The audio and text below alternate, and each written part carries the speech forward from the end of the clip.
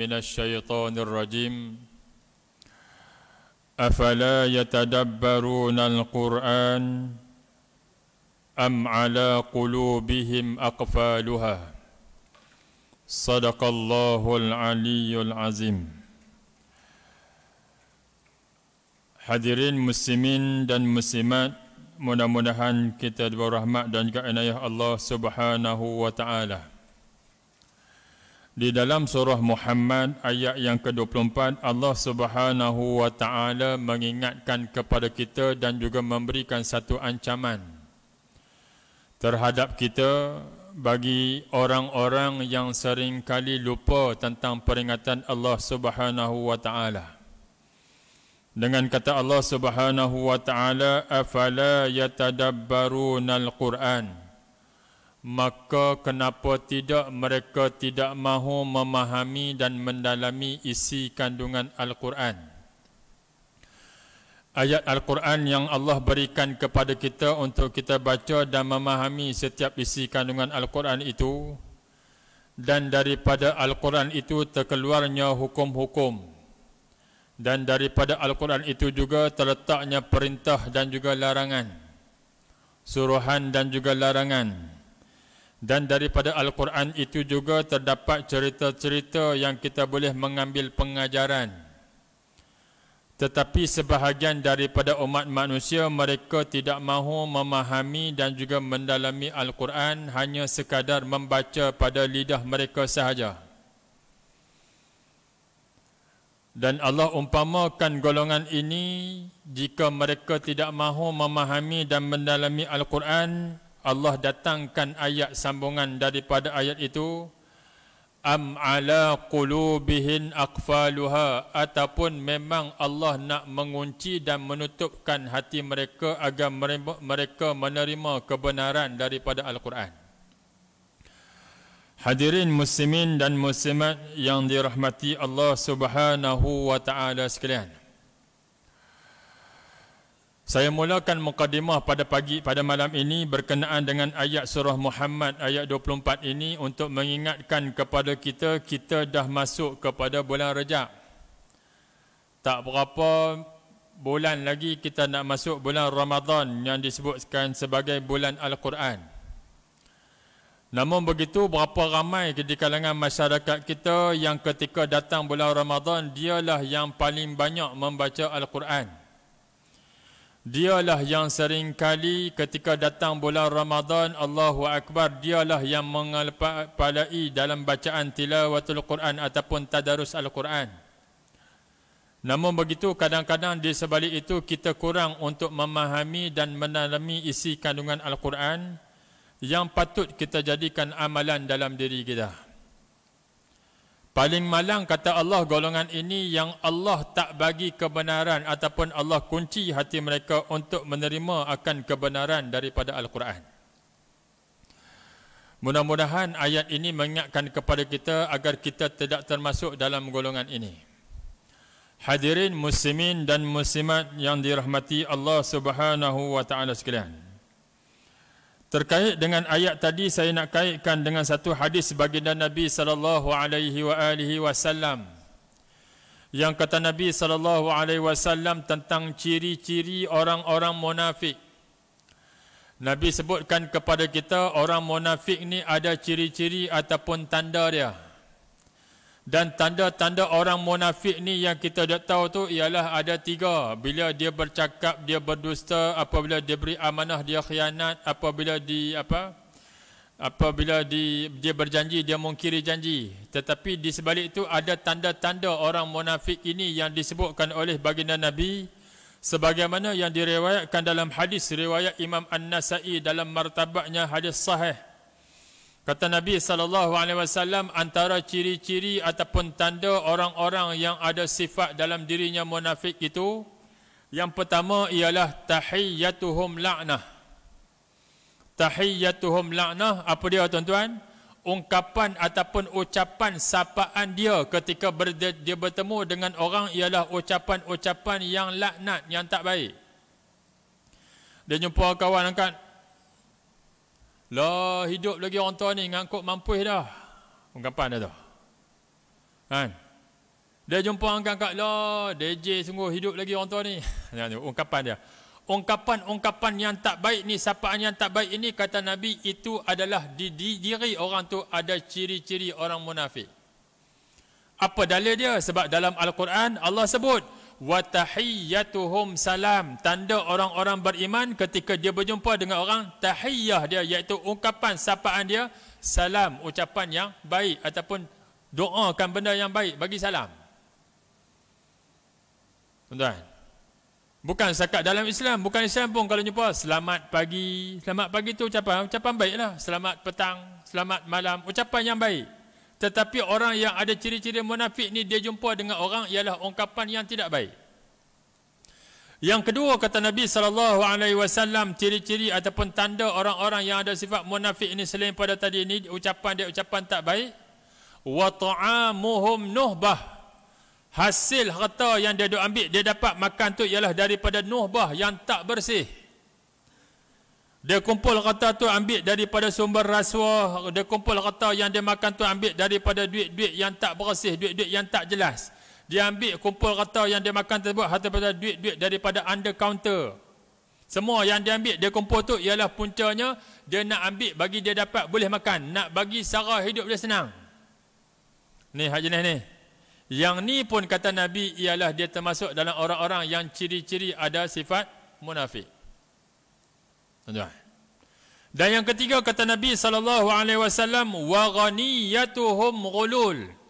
Hasil kekayaan yang dia kumpulkan itu dengan cara yang kecoh, cara yang tipu. Cara yang tipu macam mana? Saya bagi contoh, tuan-tuan. Contoh. Ada sebidang tanah, dia nak jual tanah. Dia nak jual tanah. Berapa harga tanah tu? 1 ekar 50,000 misalnya contoh. 50,000 dia kata baik. Ada orang nak beli, tiba-tiba ada seorang tanya, ni saya nak tengok tanah ni. Dia pun tengok berkenan tanah tu. Bila tengok berkenan tu, dia kata baik, kalau kata nak tanah ni, bayar cengkeram 5,000. Bayar cengkeram 5,000, okey, bagi tempoh 6 bulan untuk bayar. Bagi selesai. Dalam tempoh 6 bulan tu, ambillah surat buat perjanjian. Perjanjian, okey, perjanjian saya ni nak beli tanah sekian-sekian harga 50,000 1 ekar. Dalam tempoh 6 bulan kena selesai bayaran. Maka bayar cengkeram 5,000. Sign. Lepas sign apa semua? Baik. Tiba-tiba dalam tempoh 6 bulan, hak pembeli itu, buyer tu tak mampu untuk menyelesaikan bayar 50,000. 5,000 hak dia bayar cengkeram tu jadi macam mana? Hangus. Betul tuan-tuan? Hangus. Baik, 5,000 hak hangus tu, halal ke haram? Sign dah. Perjanjian dah. Setuju dah. Pembeli pun setuju, penjual pun setuju. Halal ke haram? Tak, orang ni nak jawab ni, dia. Jawapan dia apa tuan-tuan? Jawapan dia haram. Jawapan dia haram. Pasal apa haram? Dia bayar cengkeram tu tadi ni, apa keuntungan yang dapat kepada pembeli? Tak ada. Hanya tanah tu seolah macam dia lock sat untuk orang lain tak boleh beli. Tapi waktu yang sama, pembeli ni, pemilik tanah ni, dia rugi tak mana. Tak ada rugi tak mana pun. Nilai tanah tetap macam tu. Betul tuan-tuan? Hanya cengkeram tu, dia untung makan cengkeram ya. Dia buat tempoh main hak kau ni pula. Tengok, kau ni kau ya sikit. Berapa harga? 50,000. Tempoh bayar cengkeram 5,000, bagi tempoh sebulan. Hak tadi 5 bulan, 6 bulan, berapa tengok kau ni miskin sikit. Hak kaya, dia tak sebulan. Tengok-tengok, dan tempoh sebulan tak boleh bayar. 5,000 tadi, burn juga. Dapat ada 10,000 dah. Untung tentu dah. Ni panggil untung apa tuan-tuan? Untung atas, mana ada atas angin. Untung atas dunia. Kita yang kata untung atas angin. Ni bukan untung atas angin, untung atas dunia. Dunia ya dia untung, tapi hukum tetap haram. Wa ghaniyatuhum ghulul. Hasil kata dia kumpul harta tu dengan cara tipu, cara kecoh, salah, berdosa. Sama juga orang-orang yang ketika saat berlaku kematian, bila berlaku kematian, harta tersebut tidak dibahagikan dengan cara yang betul. Dia pergi bahagian pusaka untuk nak bicara kuasa tersebut, dia menyembunyikan waris. Tuan-tuan, banyak kes tuan-tuan. Ni 2 kes yang saya duk selesaikan tuan-tuan di kawasan tempat tuan-tuan ni. 2 kes tuan-tuan. Dia bawa keputusan daripada apa bahagian pusaka kecil tentang putusan tu, pembahagian harta pusaka. Dia tunjuk, dia kata ni Ustaz, saya nak tanya Ustaz, betul ke ada perkara ni? Pasal apa mak kami tak dapat? Ni. Contoh ada apa tuan? Ayah menikah dengan isteri pertama. Dapat 4 orang anak. Bila lepas tu isteri meninggal. Isteri meninggal. Ayah lepas tu dia kahwin lain. Kahwin pula. Kahwin dengan yang kedua ni, isteri yang kedua, pakej sekali dengan anak. Nikah dengan bini dapat sekali anak. Maksud dia anak tiri. 2 orang. Baik. Isu dia apa? Waktu ketika dia menikah dengan hak sini, haknya 2 orang tadi, bila dia menikah tadi ni dengan isteri tersebut, takdir Allah setelah 2 tahun menikah, suami ni, ayah ni mati. Bila ayah ni mati apa tuan-tuan? Ni yang urus kata ayah ialah anak sulung hak daripada bini pertama dulu. Dia pi bahagian pusaka kecil, bawa semua dokumen tersebut, dia masuk dokumen tu, dia tulis ayah mati, lepas tu dia senarai adik-beradik dia 4 orang tadi ni. Hak mak tu dia tak masuk. Pasal apa tak masuk? Pasal tengok bin anak-anak ni, nama bin pak dia, mak dia mana? Nama mak sekian. Hak ni masuk nama dah? Tak masuk nama, dia sembunyi waris. Dia tutup, hak ni tak dapat. Bahagilah para 4 orang ni. Mak ni, mak tiri ni, dinafikan hak. Dia kumpul dapat kata tersebut, waghaniyatuhum ghulul. Tipu. Dia kumpul kata tadi ni. Halal ke haram? Haram. Yang ni banyak tuan-tuan. Hak kes yang kedua, kawasan tuan-tuan juga. Hak jenis macam mana? Sama juga. Menikah hak pertama mati, anak ada 3 orang. Hak betul menikah pula yang kedua, tak ada anak. Bila menikah tak ada anak, waktu ketika suami ni mati, isteri yang urus harta. Isteri yang urus harta. Isteri urus harta tersebut, dia sembunyikan waris. Dia kata, saya menikah dengan suami ni, dia tak ada anak. Betul lah, hang baru menikah tak ada anak. Ni hak nampak bini lama dulu. Dia tak beritahu. Dapat kat apa? Kat bini hak baru ni. Hak anak-anak tu, dinafikan hak dia. Ni tuan-tuan. Allahu Akbar. Hukum dia haram dan berdosa. Wa ghaniyatuhum ghulul, hasil kekayaan yang dikumpulkan dengan cara tipu dan kecoh, hukumnya adalah haram dan dia termasuk dalam orang-orang yang dikira sebagai ada ciri-ciri ataupun sifat munafik. Hak tu yang besar, saya bagi kecil lagi tuan-tuan. Ni. Contoh. Isteri kita buat kuih. Buat kuih nak berniaga. Dia tak berniaga, dia buat kuih, dia pergi hantar di kedai-kedai orang duk berniaga pagi-pagi tu, buat kuih. Buh dah dalam bekas macam tu. Kan? Kuih apa dia jual? Buh bila kuih apa pun. Apa? Roti jala. Sebekas berapa ringgit roti jala? Tak tahu ah. RM2.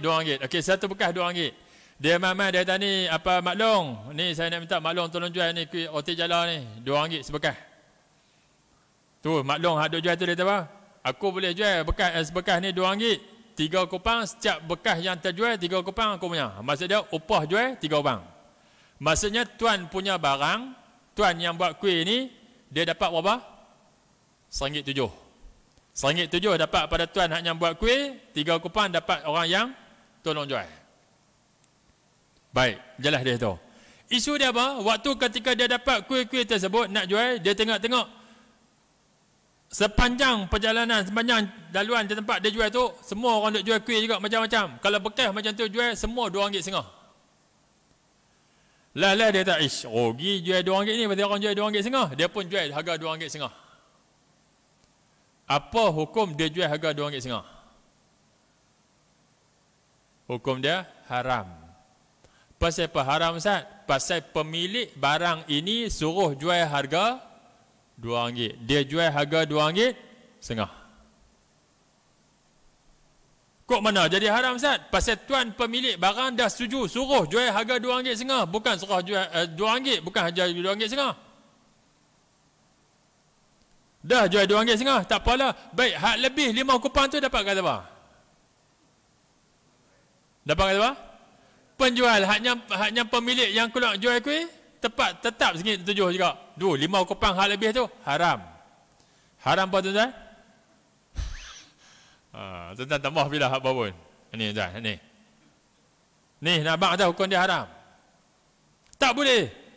Lepas tu Ustaz, macam mana Ustaz nak bagi boleh? Jalan yang nak boleh macam mana? Ni, kawan tu main hantar ni, maklum, minta ni, jual ni harga RM2. Maklum kata, baik, tak apa, kalau kata 3 kupang aku punya, RM1.7. Okey, dia tak setuju. Berapa bekas ada? 20 bekas. 20 bekas aku bayar terus. 20 bekas sekali RM1.7, okey, RM34. Nah, RM34 aku bayar siap-siap. Kira kuih ni aku punya pasal aku dah bayar.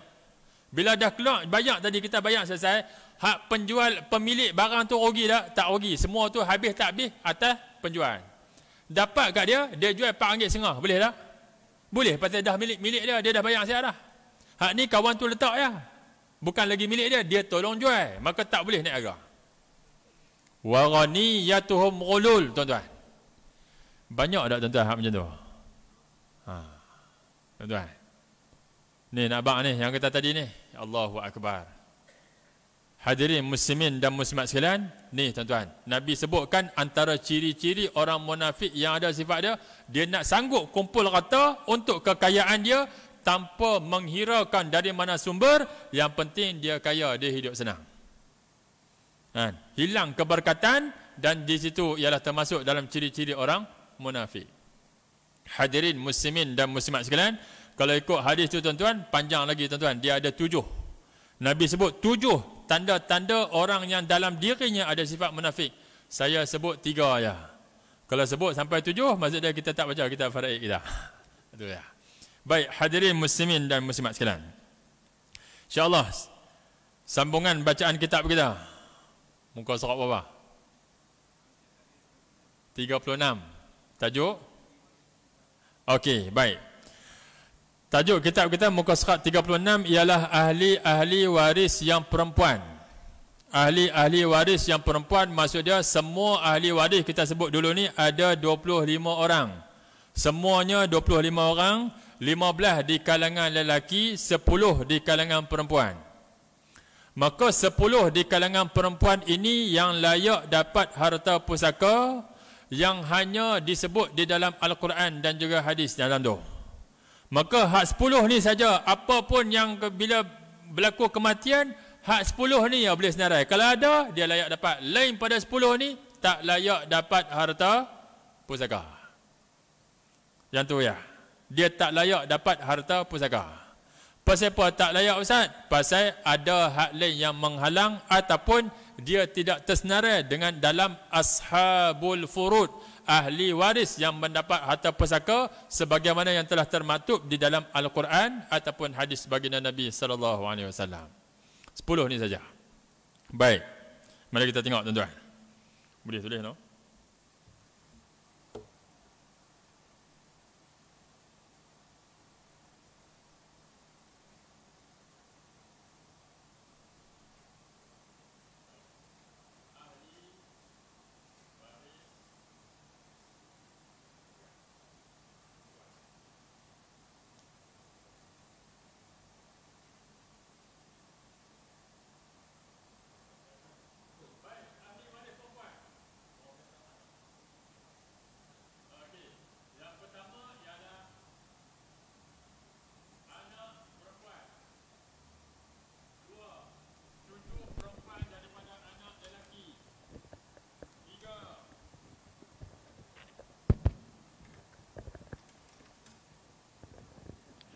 Baik, Allahu Akbar. Anak perempuan, cucu perempuan, anak lelaki. Yang ketiga, ibu. 4, isteri. 5, saudara perempuan, semak, sepak. Abang kata nak no? Satu ibu, satu bapa. Kita punya semak, sepak. Tak semak, betul sepak pula dia. Yang keenam, saudara perempuan, satu pak. Okey, anak perempuan, cucu perempuan daripada anak lelaki, ibu, isteri, saudara perempuan, satu mak, satu pak. Saudara perempuan, satu pak. Yang ketujuh, nenek.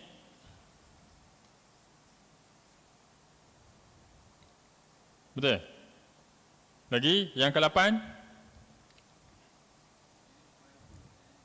Ya. Okey, ini nenek sebelah bapa. Nenek sebelah ibu. Sebelah ibu. 9. Okey. Saudara perempuan seibu. Semak.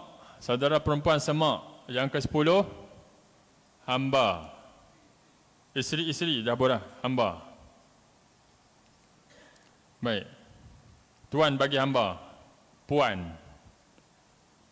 Puan bagi hamba. Baik.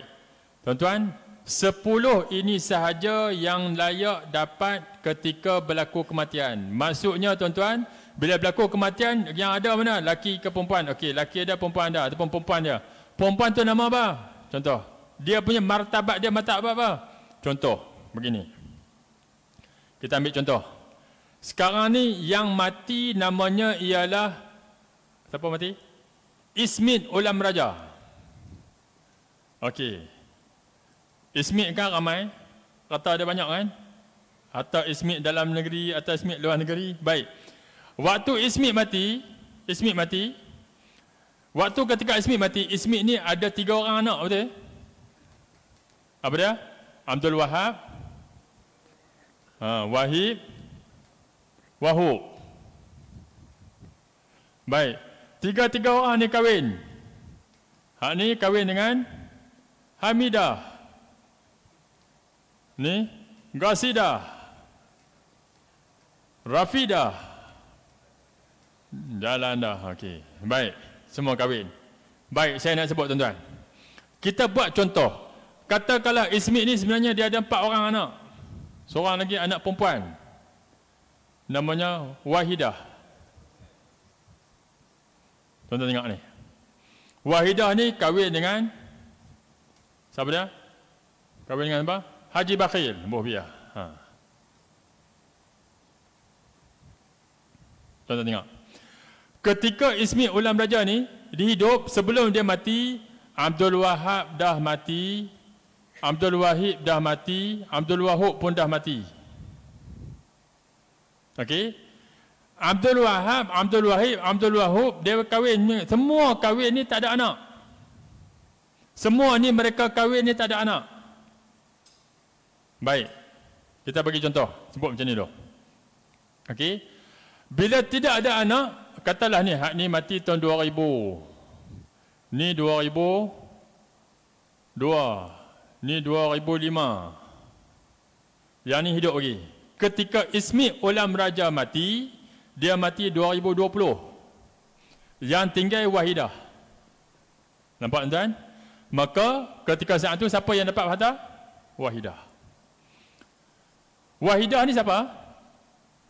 Wahidah ni siapa? Anak perempuan si mati di sini. Maka dia layak dapat tak? Dia layak dapat. Haji Bakhir dapat tak kata ada?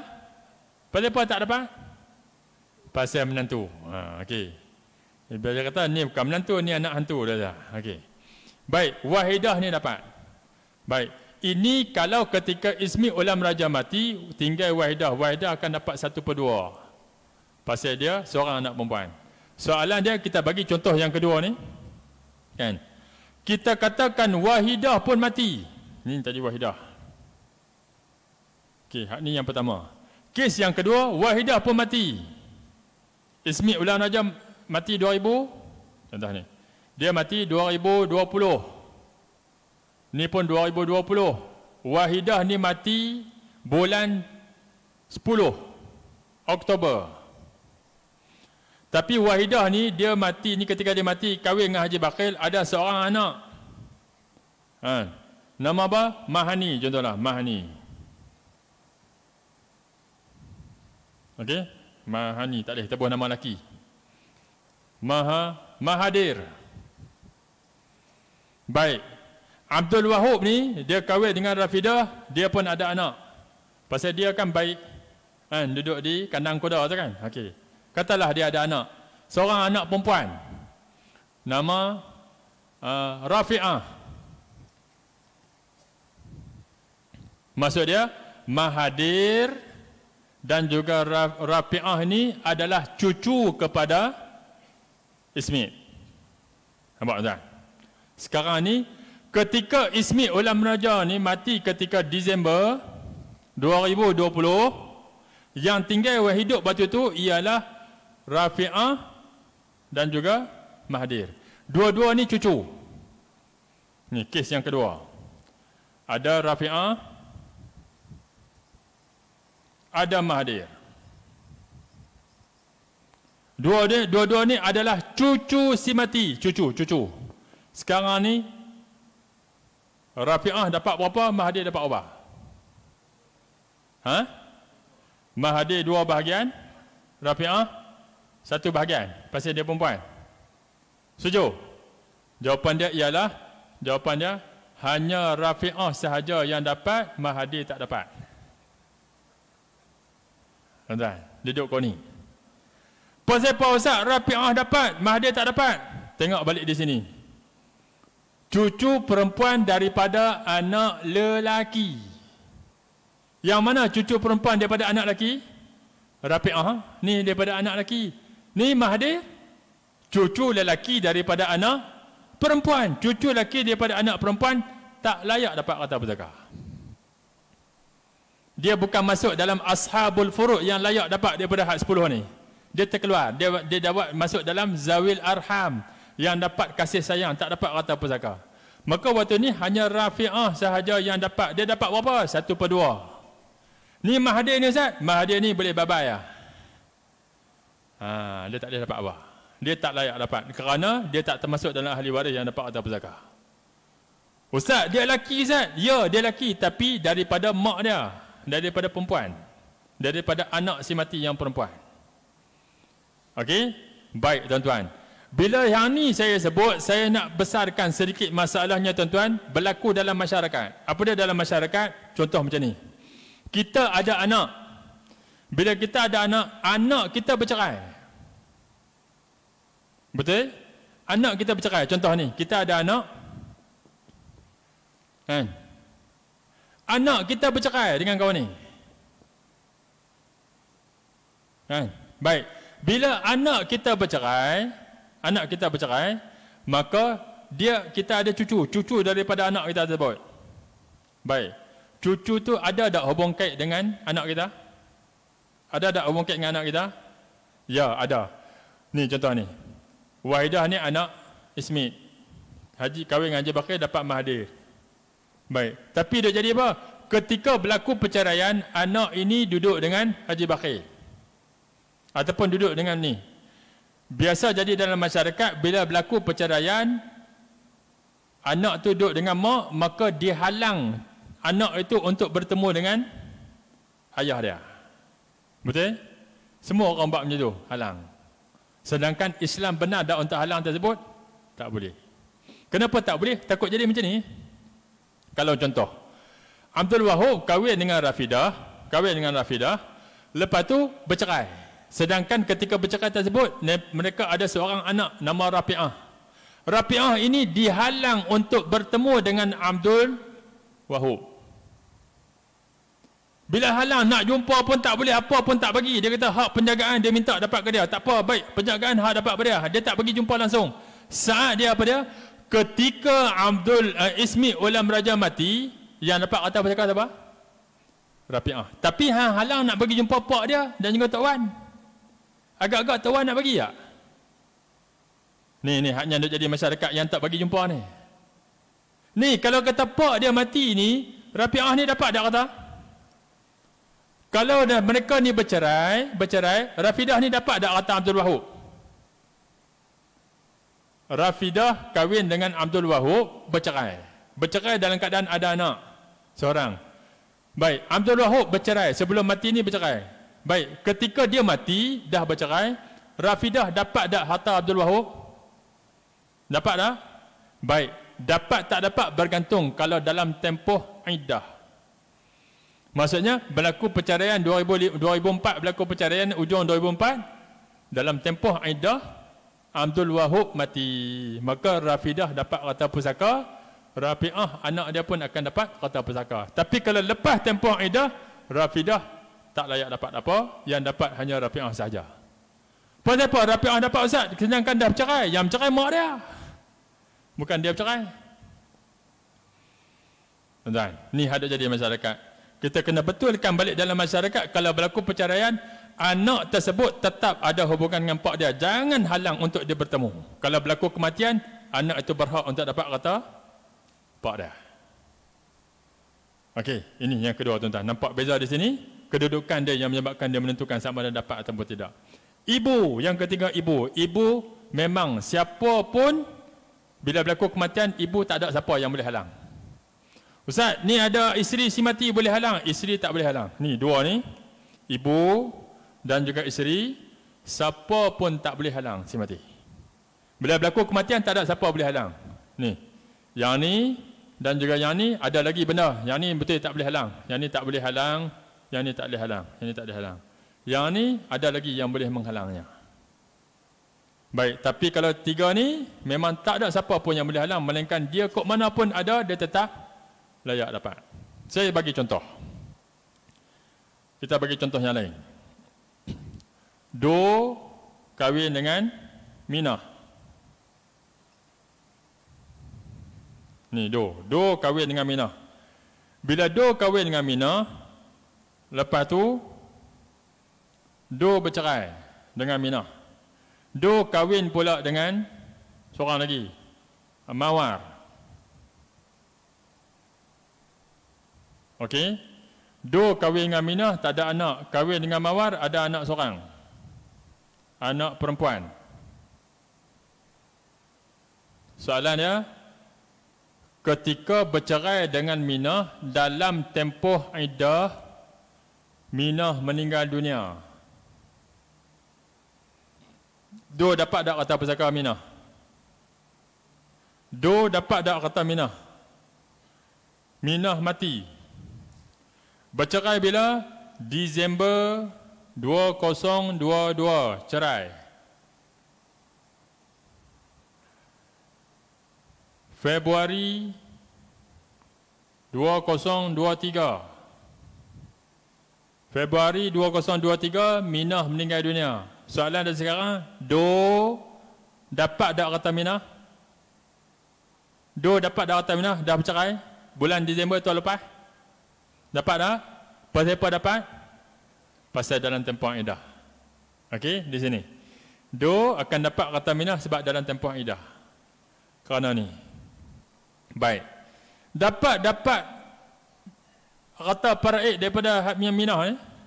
Dia menikah pula dengan Mawar. Ambil duit hak paraid tadi ya, dapat ke dia? Dia menikah pula dengan Mawar. Menikah dengan Mawar, dapat anak seorang. Lepas tu Mawar pula mati. Dua tak mati. Dia ni keramat hidup. Tuan-tuan, saya sebut ni tuan-tuan, keramat hidup ni tuan-tuan, ada seorang tuan-tuan. Apa tadi saya jumpa. Dia dah menikah, ni nak masuk kali keempat dia nak menikah. Nikah hak pertama, bini pertama, sebulan lepas pencen, isteri mati. Kalau isteri mati sebulan lepas pencen, duit pencen dapat kat apa? Anak tak ada, dapat kat apa? Dapat kat suami. Nikah pula yang kedua, bini yang kedua. 6 bulan lepas pencen, isteri mati juga. Pencen dapat kat apa? Anak tak ada juga. Dapat kat apa? Suami. Nikah pula yang ketiga. Nikah yang ketiga, lagi 3 bulan isteri nak pencen, meninggal. Nanti kalau pencen dapat kat apa? Kat suami. 3 pencen dia balun. Sekarang ni dia cari yang keempat nak menikah.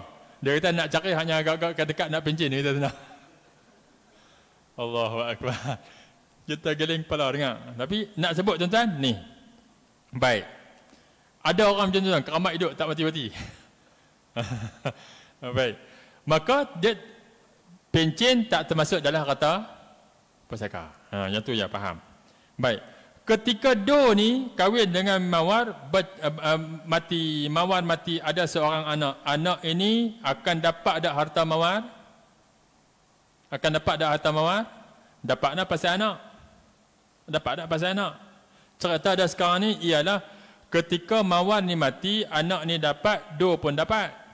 Do pun dapat. Okey. Kenapa anak dapat? Pasal anak mawar. Kalaulah ketika do kahwin dengan mawar ni, pakej sekali anak. Pakej sekali anak. Maksudnya anak ni ialah anak mawar daripada suami yang dulu. Nikah dulu ni, nikah janda. Janda anak seorang. Mawar tak mati, yang mati do. Bila do mati, yang tinggal mawar dan juga anak perempuan dia. Yang dapat harta pusaka siapa? Hanya mawar saja. Anak ni dapat dah? Tak dapat. Pasal apa tak dapat? Pasal anak tiri si mati, bukan anak sendiri. Maka sebab tu tuan-tuan, dalam pembahagian harta pusaka ni, ada 5 jenis yang tak layak dapat harta pusaka. Antaranya yang pertama ialah saudara susuan. Saudara susuan ni tak layak langsung dapat. Kenapa tak dapat? Dia bukan mahram kita. Ya, dia hanya ada hubung kait dengan persaudaraan pada mahram saja, tapi bukan pada dapat harta pusaka. Dia bukan ada keturunan pada darah, ada darah daging tak ada. Satu. Yang kedua yang tak dapat ialah angkat. Anak angkat, saudara angkat, apa jenis angkat, ada angkat tu, semua pun tak layak dapat jika berlaku kematian. Cumanya dalam kes ni tuan-tuan, saya sebut agar tuan-tuan ingat, kalau berlaku dalam masalah keluarga angkat ataupun anak angkat. Tuan-tuan tengok macam ni. Yang ni saya jumpa dah 4 kes dah. Tapi benda dah berlaku, tak boleh nak buat apa. Saya hanya tengok, saya berdoakan agar Allah buka hati. Tuan-tuan, suami isteri Yazid kahwin dengan Mahani. Okey, depa kahwin dua ni tak ada anak. Bila tak ada anak, dia ambil anak angkat. Anak daripada orang bukan Islam, yang beranak-beranak dia tak mau, dia bagi, depa ambil. Bila dia ambil anak angkat tersebut, dia pun buh nama apa? Anak tu? Pak nama Yazid, mak nama Mahani. Dia gabung nama tu. Jadi, Yamaha. Contoh ni saya buh lah. Dia buh nama anak Yamaha. Baik. Oh, nama Yamaha ni. Tuan-tuan kenal tak Yamaha ni? Kenal. Baik. Dapat ni, anak ni dia pula ni anak angkat. Anak angkat. Soalan dia tuan-tuan, dah lepas ni kahwin tak ada anak, dapat anak angkat. Anak ni dia didik jadi besar, jadi elok, faham agama, elok dah, sungguh dah. Elok dah, sungguh dah. Dia kawan anak pun dah jadi bagus apa semua. Dia, Yazid dan juga Mahani, mereka dah beli tanah, rumah apa semua mereka bagi kepada Yazid, pada Yamaha ni, anak dia, anak angkat dia. Tukar nama waktu hidup. Pasal apa? Dia kata Yazid, kalau aku tak tukar nama bagi kat Yamaha ini, nanti kalau aku mati, rata oleh kerana aku tak ada anak, yang dapat rata siapa? Isteri hanya dapat 1/4 sahaja. Selebihnya tu dapat ke siapa? Adik-beradik si mati. Dia kata adik-beradik dia ni semua lelaki, semua hak yang kepala jerung belakang ni. Hak jenis keranak pada orang kata. Maka dia takut macam tu, dia terus tukar buah nama anak angkat dia. Sah ke tidak? Boleh ke tidak? Boleh. Boleh. Waktu hidup dia nak tukar, nak hibah bagi semua pada Yamaha ni, anak angkat, boleh. Tak ada masalah. Tak ada masalah. Dia tukar buah nama. Ada rumah dia bagi. Lepas tu kereta. Ada tanah. Sebidang tanah. Habis semua dia bagi buah nama ni, Yamaha. Dan anak ni bagus. Dia kata dia sambil duduk jaga mak ayah dia ni, mak ayah angkat dia duduk jaga elok, memang bagus. Yazid pun dengan Mahani ni mengharapkan, dia kata kalau aku mati pun tak apa, kata aku bagi kepada Yamaha ni, aku yakin dia akan jaga benda tu yang baik. Yakin dia dah, tak apa dah. Takdir Allah, Yamaha ni mati. Dalam keadaan anak tu yang dididik dah bagus elok dah, semua dah duk jaga dia apa, tengok Yamaha ni mati accident. Bila Yamaha ni mati accident, siapa yang dapat kata ni? Siapa yang dapat kata ni? Kita kata Baitul Mal Ustaz. Yazid dapat tak? Tak dapat. Mahani dapat tak? Tak dapat. Pasal tak ada hubung kait. Maka dia nak kembali kepada siapa Yamaha ni? Tengok ada adik-beradik dia. Ada adik-beradik dia. Tengok-tengok, oh ada adik-beradik dia yang masuk Islam. Ataupun mak ayah dia yang masuk Islam. Lepas daripada ni, dia tengok anak dia dah bagus, dia pun mak ayah tadi masuk Islam. Tapi anak tu tak ambil balik. Maka, bila Yamaha ni mati, reta semua ni dapat kata apa? Mak ayah dia. Yazid dan Mahdi dapat apa? Dapat apa? Dapat yak mata ya. Teriak lah, kau pun tak dapat lah. Ni tuan. Kesan daripada ketika tadi ni, anak angkat diberikan reta hibah secara semua. Sebab tu jaga-jaga, nak hibah sayang macam mana, jangan bagi hibah semua. Hibah semua, habis jadi ni. Tak ada hibah apa? Tu tak apa kalau kata anak angkat ni mati. Kalau anak angkat ni ketika dia hibah apa semua ni, tiba-tiba anak angkat ni jual. Rumah ni dia jual, kereta dia jual, tanah dia jual. Dia hidup. Boleh tak boleh? Boleh tak boleh? Dia jual-jual, dia ambil ke dia? Dia mampir-pir orang tua tu nak jadi apa? Siapa terus kat aku? Boleh tak? Boleh pada hak dia. Ni tuan. Maka hati-hati. Hati-hati dalam masalah ni berkenaan dengan masalah anak angkat tadi ni. Baik tuan-tuan. Ni dan yang ketiga tuan-tuan, selain daripada susuan angkat, yang ketiga ialah tiri. Yang namanya tiri, ayah tiri, mak tiri, anak tiri, cucu tiri, hak mana main tiri tu, semua tak layak dapat harta pusaka. Yang tu ya. Ingat apa ni, siapa ni? Ni anak tiri si mati. Anak tiri dah, tolak tepi dah. Memang tak ada lah. Tiri tu maksud dia, dikirikan dia ke tepi. Tak ada, maksud dah. Dan yang keempat, yang tak layak dapat harta pusaka dalam apa segala hal, ialah yang berlainan agama. Contoh kalau macam tadi ni Yamaha, dia ada mak ayah dia tadi ni, sepatutnya mak ayah dia dapat. Tengok mak ayah masih lagi tak masuk Islam.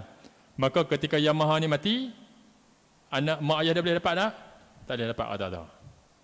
Dia akan dapat kepada Baitul Mal. Di situ saja yang untuk layakkan daripada harta pusaka tersebut. Hadirin muslimin dan muslimat sekalian. Ini tuan-tuan. Baik, saya tak mahu nak ulas lebih panjang ni, pasal yang ni kita akan ulas panjang. Cuma yang saya nak sebut tuan-tuan di sini sikit, tuan-tuan. Sebagai penghujung dah. Tuan-tuan, tuan-tuan tengok di sini. Insya-Allah tuan-tuan, dalam kuliah kita akan sebut yang terkait dengan undang-undang sedikit. Ada tanah 1 ekar. 1 ekar tanah atas nama Bohbilah Yazid ni. Okey, 1 ekar tanah atas nama Yazid. Lah ni waktu Yazid hidup, dia nak bagi nama, dia nak bagi rata tanah 1 ekar ni, dia nak boh nama isteri dia dan juga anak angkat dia. Nak bagi seorang separuh, nak boh dua-dua nama tu dalam geram tu. Dia tak mau kata kalau boleh dia aku dah balik-balik umrah ni, kalau boleh aku tak mau dah. Rata-rata aku tak mau fikir, aku nak bagi habis supaya nanti aku mati senang, tak ada apa. Dia nak boh nama. Nak boh nama apa dalam geran tersebut? Geran tu nama Mahani dan juga Yamaha. Boleh tak boh ni? Boleh tak? Dia nak hibah kat 1 ekar tanah ni pada 2 orang nama ni, Yazid dan juga Mahani. Pi pejabat tanah nak pergi tukar nama, nak tukar nama, buah nama Yamaha, Mahani dan juga Yamaha. Boleh tak boleh? Boleh tak boleh? Tak boleh. Jawapan dia adalah tak boleh. Pasal apa tak boleh? Dalam undang-undang kita di Malaysia, Seksyen 205 Akta 1987, 1 ekar tanah tidak boleh diletakkan 2 nama. Hanya 1 nama ya. 1 nama ya boleh. Maka tak boleh. Dia nak pergi tukar, nak pergi bagi kat depan ni 2 nama, tak boleh. Okey, satu hal. Yang kedua, nak tukar 2 nama tak boleh. Duk buat urus, Allah pening kepala macam mana nak boh nama ni, takut sagi kalau tak boh nama Mahani, takut anak ni terasa. Boh nama anak nak angkat ni, isteri dia pula terasa. Dua fikir-fikir, lalah Yazid ni mati. Yazid ni mati. Bila Yazid ni mati, pi bahagian pusaka kecil untuk urus kata dalam geran tersebut, geran tersebut ada nama Mahani, ada nama Yamaha. Tadi kata tak boleh. Hak ni betul ada 2 nama pula. Tuan-tuan, waktu ketika hidup nak bagi kepada orang satu geran, satu ekar tanah tidak boleh daripada satu nama. Tapi bila berlaku kematian ada 100 nama. Geran tanah hanya 1 ekar, 100 nama ada dalam tu. Kalau hidup tak boleh bagi. Mati semua nama masuk dalam tu. Maksud je tuan-tuan saya nak sebut di sini, kalau tuan-tuan nak beli tanah, tengok-tengok geran tersebut ada 10 nama, ada 5 nama, ada 3 nama, itu tanah pusaka. Yang tu ialah nak faham. Nak beli tanah tengok, oh nama banyak kan nama, maksud ini tanah pusaka. Bila tanah pusaka, urusan dia jaga-jaga. Pasal apa? Kalau kata daripada banyak nama tu tiba-tiba yang kata okey kami semua setuju nak jual. Betul ke semua setuju? Tanya seorang-seorang. Tengok-tengok ada 10 nama, 9 setuju nak jual tanah tersebut. Seorang tak setuju. Kita gagah nak beli juga. Bahaya dah? Bahaya. Maka jawapan dalam hal ini, kalau 1 ekar tanah ada banyak nama, jangan geduk nak beli, pastikan ada bukti yang menyebabkan mereka semua setuju. Ataupun mereka tukar bagi jadi 1 nama dulu untuk jual kepada kita, barulah kita beli. Kalau tak tukar terus jual dengan nama yang ramai itu, dikhawatiri bila kita buat urusan jual beli, tiba-tiba nama tu tak ditukar, kita pun tak dapat apa. Ini tuan-tuan, kes ni tuan-tuan saya sebut tuan-tuan, bulan lepas ada satu kes macam tu. Dia nak beli, tengok-tengok nama tu nama ayah mereka, ayah mereka dah mati dah. Anak-anak ada 6 orang. Mereka pun kata tak apalah kalau nak beli kami jual kat 40,000, bayar lu cengkeram 10,000. Dia bayar cengkeram 10,000, mereka pun buat urusan. Bila buat urusan apa semua, lepas setahun daripada 4 orang, 3 setuju nak jual, seorang tak setuju. Duit dah bayar dah, bukan setakat bayar cekaran 10,000, bayar dah habis 40,000. Tengok-tengok seorang ni tak setuju. Sekarang ni tanah tu milik siapa? Milik anak 4 orang ni juga. Pasal dalam geran ada 4 nama. Ini kesan dia. Hati-hati. Maka saya sebut sikit ini agar tuan-tuan beringat dalam isu masalah harta pusaka. Kalau begini keadaan dia, jangan sesekali ambil untuk berkenaan dengan satu geran yang ada banyak nama, kerana itu adalah harta pusaka. Baik, wallahu ta'ala alam. Saya buka soalan jika ada. Ya. Ya. Ya.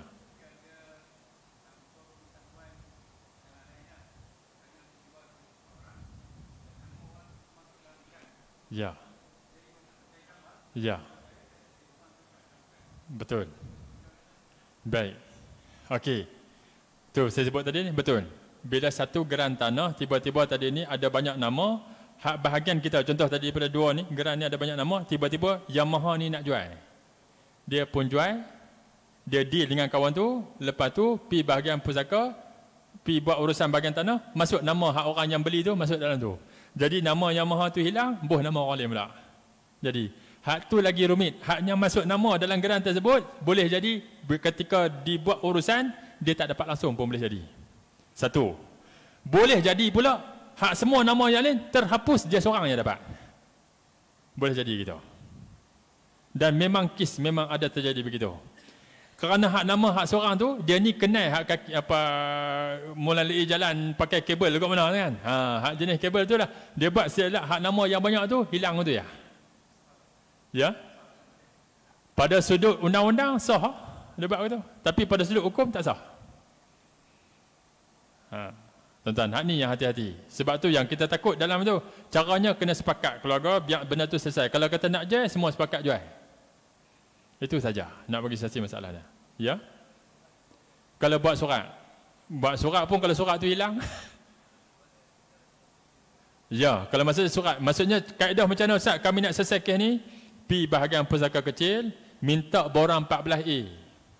Borang 14A itu ialah borang 14A itu ialah borang untuk kita nak minta semua hak ahli waris tadi ni mewakili untuk kita seorang buat urusan nak tukar buah atas satu nama. Untuk nak buat penjualan tu. Selesai. Kalau tak isi borang, hang takak buah nama saja, hak tu yang jadi masalah. Boleh. Dia ada 2 keadaan lah. Boleh jadi kawan tu tak dapat terus, ataupun dia dapat semua, orang lain tak dapat. Yang ni tuan-tuan memang ada kes jadi. Ya.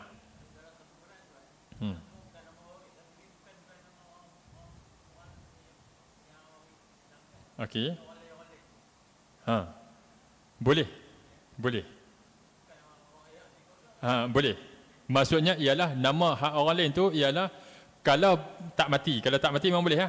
Kalau dah mati tak boleh. Pasal dia akan ikut daripada pembahagian harta pusaka senarai yang diumumkan. Itu saja. Ya. Dapat. Kalau anak mati dulu pada pak dapat dah kata anak. Anak mati dulu pada pak. Dia dah mati dah, nak ambil guna kata. Waris dah. Baik, macam ni. Betul soalan ni. Sekarang ni ialah anak mati dulu daripada pak, lepas tu pak mati. Sedangkan anak itu ada anak dia. Maksudnya cucu kepada si mati. Sekarang ni cucu dapat tidak? Tengok di sini. Kalau cucu daripada yang ni dapat. Kalau cucu daripada ni, maksudnya cucu perempuan daripada anak lelaki ataupun cucu lelaki daripada anak lelaki, maka dia layak dapat harta tok wan dia. Walaupun pak dia dah mati.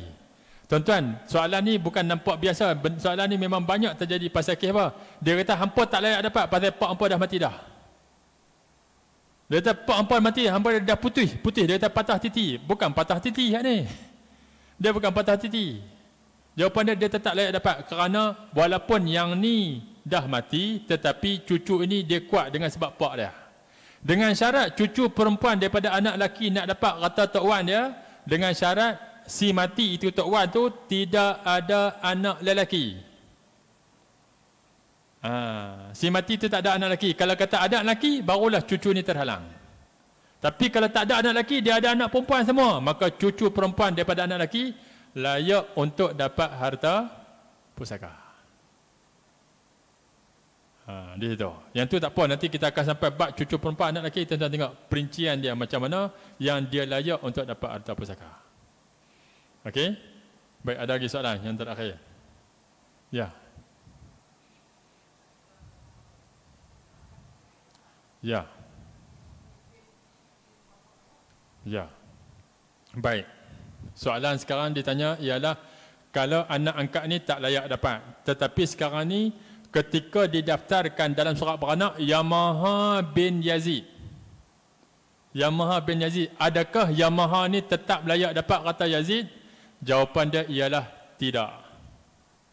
Pasal apa? Tidak tak dapat Ustaz? Pasal dalam surat beranak tu, sekarang ni kalau surat beranak tu, dia akan di bawah tu dia ada tuntutan section 14 ke 13, betul lah.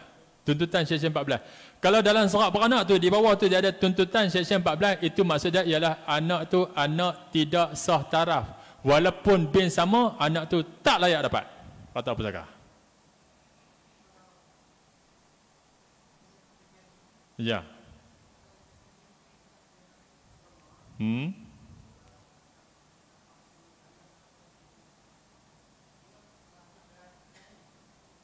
Ya.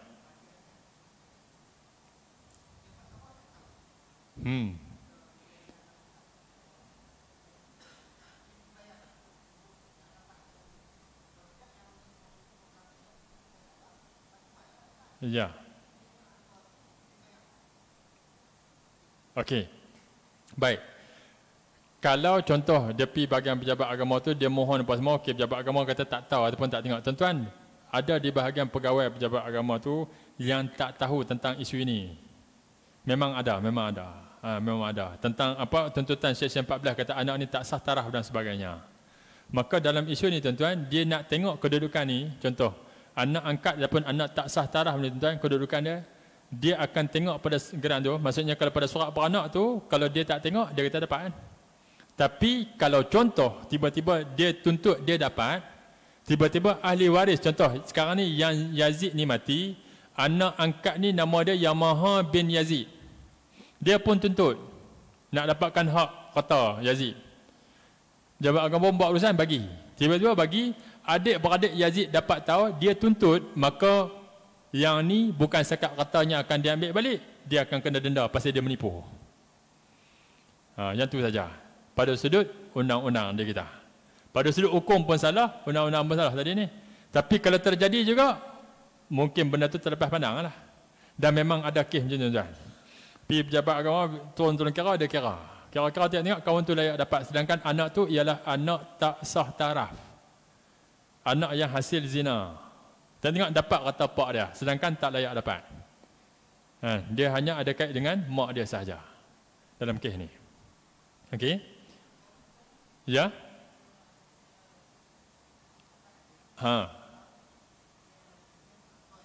Ya. Okey. Baik. Dia jual itu, orang yang beli tanah tu tak haram. Orang dia dapat hasil duit yang dia jual tu haram. Orang yang beli tu tak ada kaitan. Tak berdosa lah pasal dia tak tahu kan. Tapi orang dia dapat daripada hasil tersebut dengan cara yang dia ambil bukan daripada hak milik dia, itu hukumnya haram. Bantu macam mana Ustaz, saya nak cuci balik. Caranya pergi jumpa ahli waris si mati. Hak kita anak angkat ni pergi jumpa ahli waris, bagi balik. Ni duit hanya daripada hasil tu saya dapat, saya dah jual, ni dia duit dah, bagi balik. Bagi apa Ustaz, dah habis duit tu. Biasa jadi gitu, habis usaha bayar. Bayar per bulan kan macam mana bayar. Nak selesai di sana nak jawab di sana. Yang kita sebut tadi, untung di dunia, bukan untung atas angin tadi dah. Tu. Tuan-tuan baik, wallahu taala alam. Kita berhenti dekat tuan-tuan. Akan datang kita akan perincikan tentang ahli waris perempuan ni lagi. Ada lagi 5. Kita sampai 4 ni saja. Lagi 6 lagi tentang saudara perempuan dan seterusnya nanti. Insya-Allah. Wallahu taala alam. Yang baik itu daripada Allah Subhanahu wa taala, yang buruk yang lemah itu Allah kurniakan kepada saya. Saya mohon ampun dan maaf. A'udzubillahi minasyaitonir rajim. Bismillahirrahmanirrahim. Alhamdulillahi rabbil alamin wassalatu wassalamu ala asyrafil anbiya'i wal mursalin sayyidina Muhammad wa ala alihi wa sahbihi ajma'in. Radina billahi rabba wa bil islami dina wa bi Muhammadin nabiyyan wa rasula. Allahumma aftah alaina futuhal arifin warzuqna fahman nabiyyin bijahi khatamin mursalin. Allahumma faqihna fid din wa 'allimna ta'wil wahdina ila siratikal mustaqim. Allahumma arinal haqqa haqqan ittiba'ah wa arinal batila batilan warzuqna ijtinabah. Allahumma anfa'na bima 'allamtana wa 'allimna ma yanfa'una. Rabbana zidna 'ilman nafi'a warzuqna fahman wasi'a. Rabbana atina fid dunya hasanah wa fil akhirati hasanah wa qina 'adzaban nar. Wa sallallahu ala sayyidina Muhammad wa ala alihi wa sahbihi ajma'in. Walhamdulillahi rabbil alamin. Kita tangguh dengan bacaan tasbih, kafarah dan suratul As.